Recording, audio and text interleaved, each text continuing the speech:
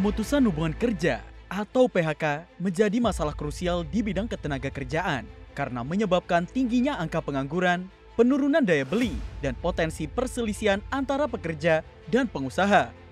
Dipicu oleh berbagai faktor seperti kondisi ekonomi global yang tidak menentu, perubahan model bisnis, dan kebijakan internal perusahaan dalam melakukan efisiensi.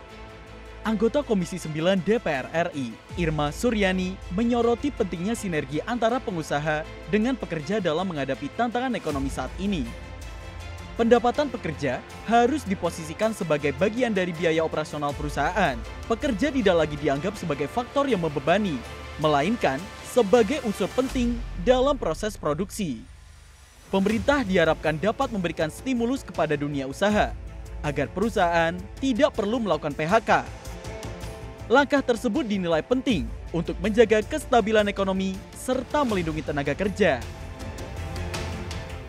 PHK massal yang dilakukan ini akan terus terjadi jika antara pengusaha dan pekerja tidak terjadi komunikasi yang efektif. Artinya begini, pengusaha tidak boleh juga menempatkan pekerja sebagai beban, tapi harus menempatkan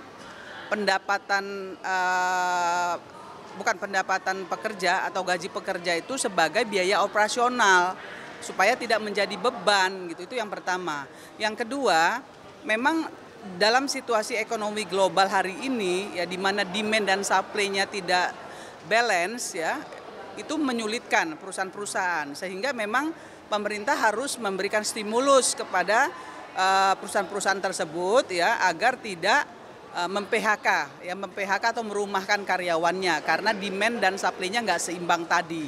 Maka kemudian kami di Komisi 9 sedang berusaha mengumpulkan semua data, mengumpulkan semua masukan untuk bisa nanti dimasukkan di dalam Undang-Undang Ketenagakerjaan yang baru. Harus ada regulasi yang jelas terkait kepailitan, ya, terkait dengan PHK sepihak, ya, terkait dengan outsourcing, itu semuanya akan kita gabung dalam satu undang-undang ya, yang kemudian harus jelas keberpihakannya kepada masyarakat, juga kepada pengusaha.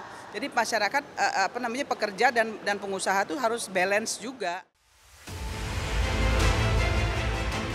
Anggota Komisi 7 DPR RI, Samuel Watimena menekankan, pemerintah harus memperbaiki tata kelola hukum, keamanan, dan iklim investasi nasional agar dunia usaha dapat berkembang dan semakin memperluas pembukaan lapangan kerja. Industri yang kuat hanya akan tercipta jika ada sinergi antara pemerintah, investor, dan pelaku usaha dalam suasana yang adil dan kondusif. Sehingga persoalan PHK massal yang saat ini kerap terjadi bisa dimitigasi dengan cara menumbuhkan iklim bisnis dan investasi yang sehat di dalam negeri. Yang bicara investor.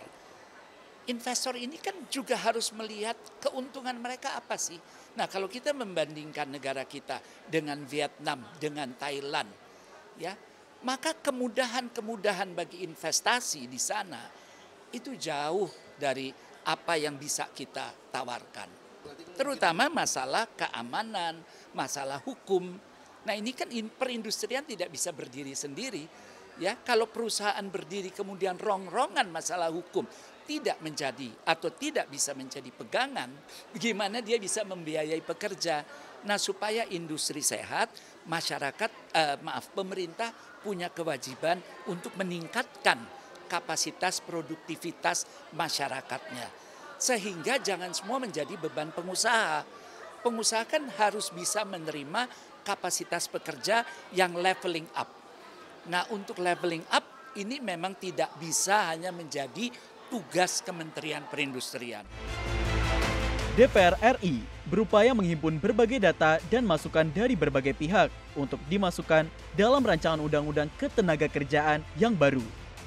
Perbaikan regulasi diharapkan dapat menyelesaikan berbagai permasalahan seperti kepailitan, PHK sepihak, dan sistem outsourcing.